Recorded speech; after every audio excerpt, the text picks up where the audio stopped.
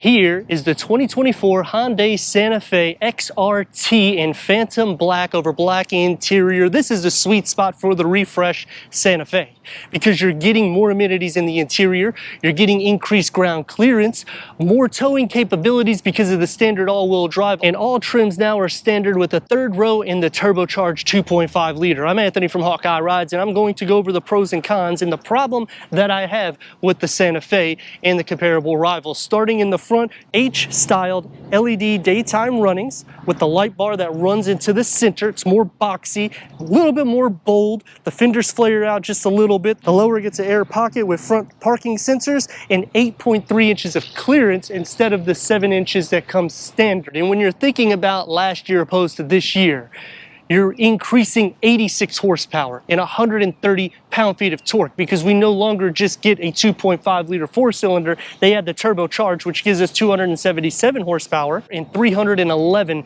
pound-feet of torque paired to an 8-speed dual-clutch automatic transmission, achieving 19 mpgs for the city, 26 mpgs for the highway. The XRT is only optioned with an all-wheel drive, which increases the towing 4,500 pounds, and they pair it with these all-terrain tires wrapped with these 18-inch gloss black alloy wheels. Santa Fe badging where it would normally say Defender. I'm just kidding, I know. It has the styling elements. It may not be as capable, however, you can still fit 220 pounds on the roof rails, and this is the only vehicle I know that has a little hidden handle that you step on the tire to put things up on top for your canoes or if you're doing anything for the off-road, because now you have the capabilities to do so with the Santa Fe. And the problem that I have is the Palisade is about $1,200 more. You're gonna have more horsepower. It's a standard 8-speed automatic transmission. Towing will be 5,000 pounds for the XRT, and it is also standard all-wheel drive, and it does not have the dual wet clutch automatic transmission, which people have been having problems and concerns with. Because this is a mass production vehicle in which when you pair that with this, it's gonna have some problems here and there, just like any transmission. I would not have necessarily done it myself if I was the auto industry, but they've done that so it would be a little bit quicker, and a lot of people haven't really driven a dual clutch automatic transmission. So if you're racing or maybe you're using the paddle shifts and you change it too rapidly, it can actually jerk. And then you're gonna think there's something wrong with the transmission, but it's actually working fine. Standard LED H tail lights with the new Hyundai badge that's flat, and the windshield wipers tucked underneath the lower roof spoiler. The back also is a little awkward, but it starts growing onto you. Single exhaust outlet with a reverse camera. If you want the 360 degree, you have to go up to the limited trim. Power liftgate, which is standard, going into 14.6 cubic feet behind the third row. The entrance is still easy, even though you have over 8 inches of clearance with a 12-volt charger. Storage on the side. And underneath the floor, get a little bit of storage here. To fold down the second row seats, just pull it, throw it down, and this is going to increase cargo to 40.5 cubic feet. I will also expose the home plug here. And to put the third row bench down, just push the button. That's going to max cargo to 79.6 cubic feet.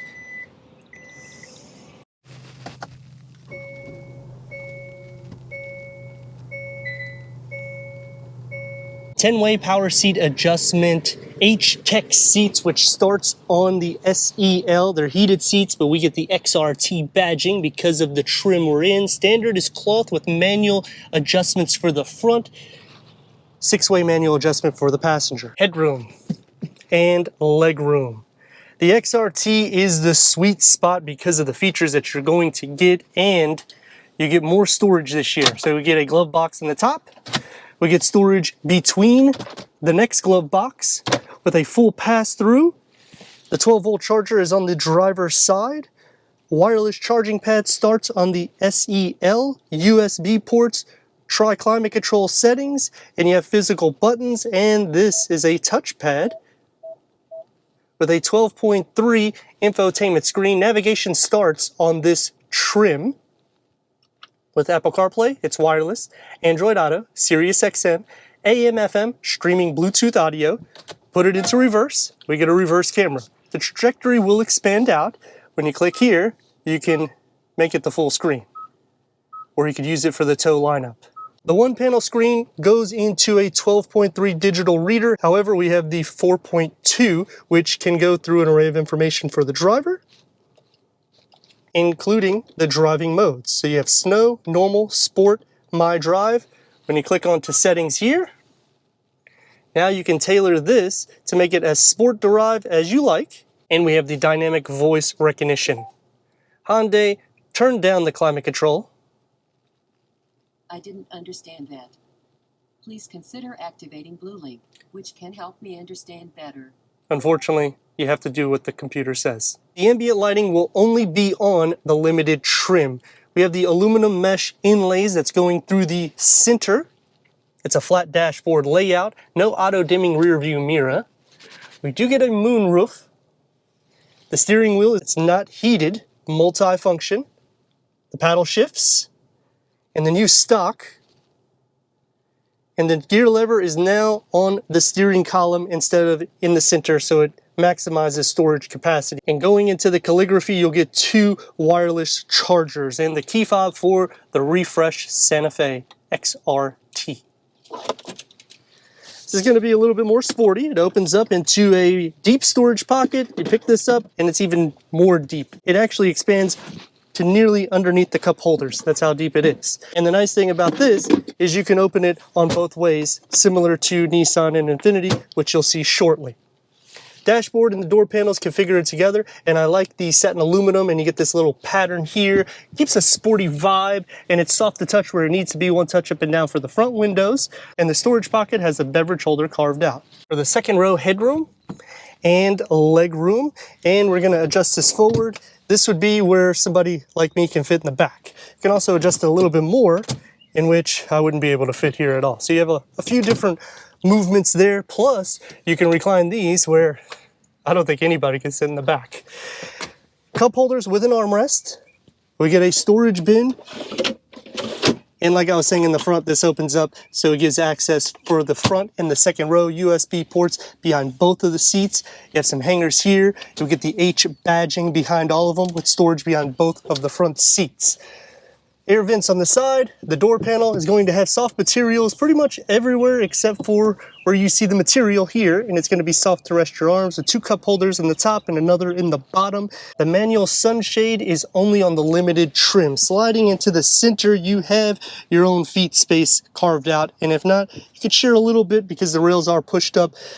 But leg, shoulder space, it's not too bad because it is a little bit longer. Headroom is actually still good sitting in the center. Push the button to go into the third row. It's going to slide forward. You got a little area here that you can put your feet. You can put 2 more people in the back with cup holders, third climate control, home plug, and air vents on this side with no charging ports. Headroom is actually really good. I have reclined the seats, and let's move this back so that way you can see the leg space. Now, if it is where somebody can sit in the front and back, it's not bad. However, if they push it all the way back, I'm going to be against it.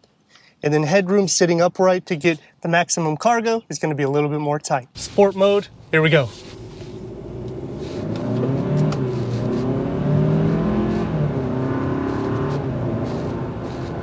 It gets up to speed good. It's a dual wet clutch automatic transmission, which a lot of people have had a lot of concerns about, and there have had some problems as well.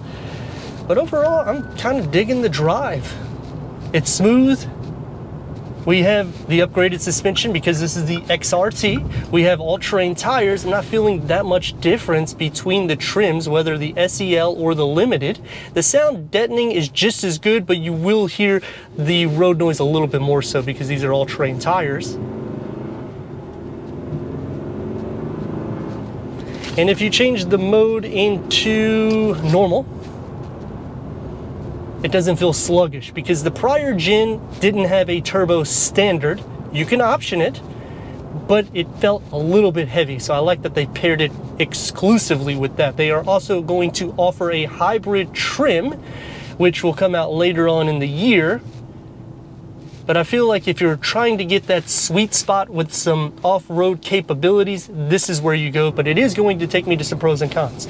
Starting with the pros, I like that you have that little grab handle on the exterior because you don't have to dirty the interior of the vehicle if you're putting kayaks on top of the vehicle, in which you can fit 220 pounds on those roof rails.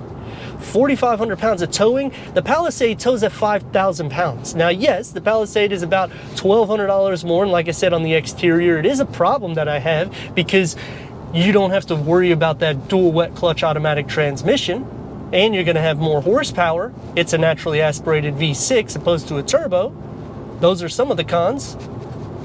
But going back to the pros, standard third row, you also have the UV protection, which will kill COVID when you go into the limited trim.